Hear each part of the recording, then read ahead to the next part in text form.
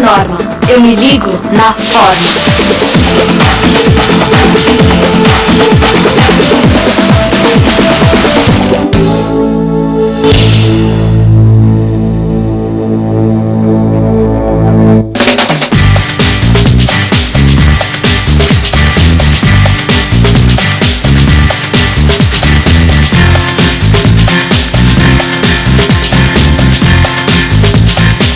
Quando eu disse que me ligo na forma, você deve ter pensado que eu só penso em me manter em forma. Nada disso.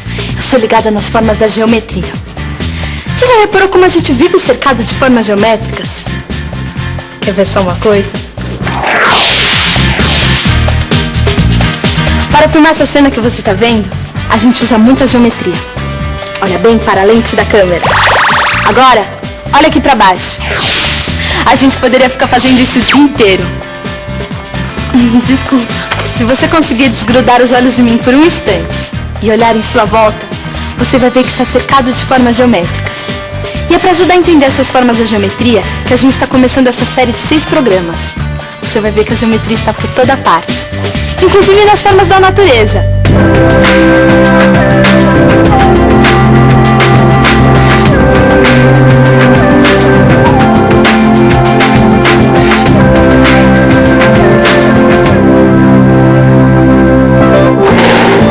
Os gregos antigos também se ligavam em geometria. Uns caras que viveram na Grécia, séculos antes de Cristo, descobriram coisas incríveis. Esse cara aí, por exemplo, o Platão.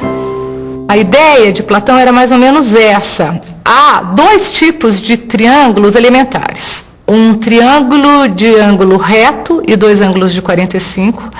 E um triângulo de ângulo reto, um de 30 e um de 60 graus. Com esses triângulos elementares, tudo mais se constitui. Esses triângulos formam os poliedros, os 4 primeiros poliedros regulares, que podem se transformar um nos outros.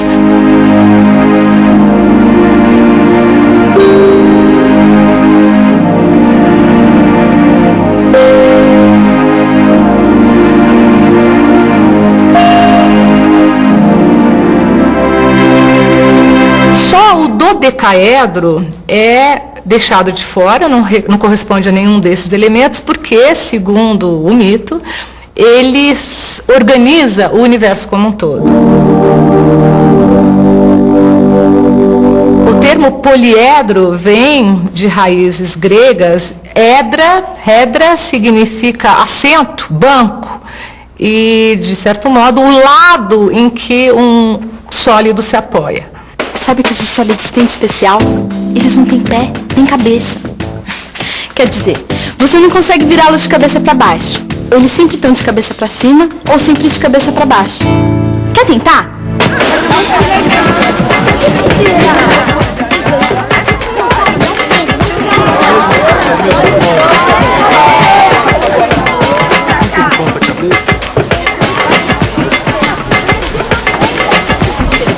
Viu? Esses sólidos são iguais em qualquer posição, porque eles têm todas as faces exatamente iguais. Inclusive esse daqui, olha, que tem um nome bem esquisito. Icosaedro. Ele tem 20 faces iguaizinhas. Antes de tudo, eu preciso contar minha experiência pessoal com os hexaedros. Os cubos. Tudo começou quando eu vi um cara contando uma história muito curiosa. Um grupo de professores estava discutindo como é que um cubo de gelo flutuava na água. E aí, uns achavam que o cubo flutuava assim, com a face paralela à água, outros achavam que ele flutuava assim, com a aresta paralela à água, e outros achavam que ele flutuava de bico assim. E sempre depois das aulas, eles ficavam fazendo os cálculos como se fosse uma diversão. E o faxineiro passava e olhava aquilo e estava atrapalhando o serviço dele. E um certo dia, depois de muito calcularem, o faxineiro chegou com um monte de cubos que ele tinha cortado em casa, de madeira, e disse assim: gente, em vez de ficar calculando, por que vocês não jogam o cubo dentro da água para ver como é que ele flutua? E a sorte foi que ele cortou uma série de cubos com madeiras diferentes. E olha o que aconteceu. Ele jogou um cubo que era bem pesado, depois um outro assim, um outro assim, e outro que era mais levinho assim. E aí o que aconteceu? Eles viram que os cubos flutuavam de maneiras diferentes. por causa do peso deles. Conforme o peso, varia a posição de flutuação do cubo. Conforme a densidade desse cubo, ele vai ter uma posição diferenciada. Depois que eu vi essa história, eu decidi repetir a experiência do faxineiro. Fiquei até com a pele enrugada de tanto observar e mexer com os cubos na água. E foi aí que... Eureka! O que acontece se eu dividir esses cubos bem nessa linha aqui?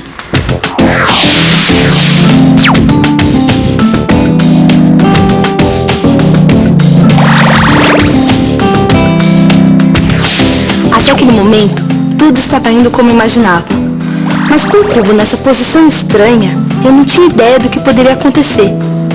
E só tinha um jeito de descobrir. Uau!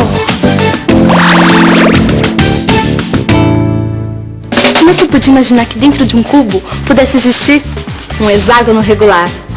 Não é o máximo? Por causa disso, eu fiquei louca para dividir os cubos de qualquer jeito. É claro que não ia adiantar nada eu dividir os cubos de qualquer jeito. Eu precisava de um método, de um sistema. Por exemplo, pegando por um vértice.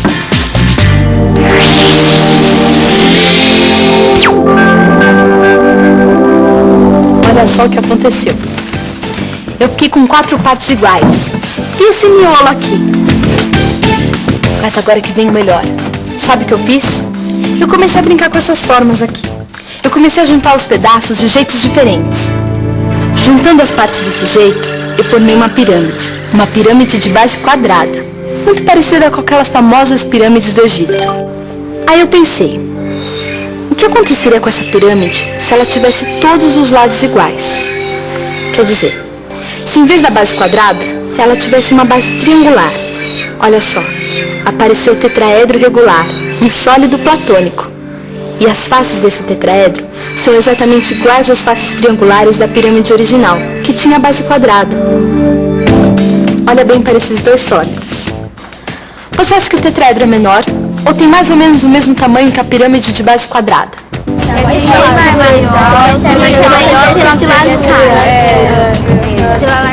Lembra que esse tetraedro aqui foi montado a partir do cubo? Olha só. Olha como desse jeito a figura parece muito maior. Aliás, parece não. Ela é muito maior. Quer ver? Se eu tiro uma parte do cubo, eu encaixo o tetraedro dentro do cubo.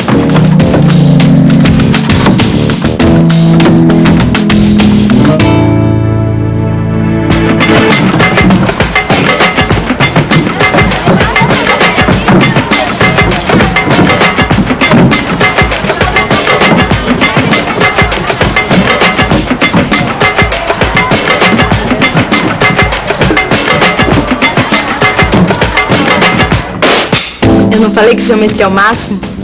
E olha que tudo isso que eu descobri brincando são coisas que os gregos já tinham descoberto 5 séculos antes de Cristo. Falando nisso, tem um outro grego com nome que a gente até aprende na escola, Pitágoras. Lembra daquele teorema? A soma dos quadrados dos catetos é igual ao quadrado da hipotenusa. Quando tentaram ensinar isso na minha escola, eu achei uma chatice. Mas no próximo programa, você vai ver que o teorema de Pitágoras também é muito legal.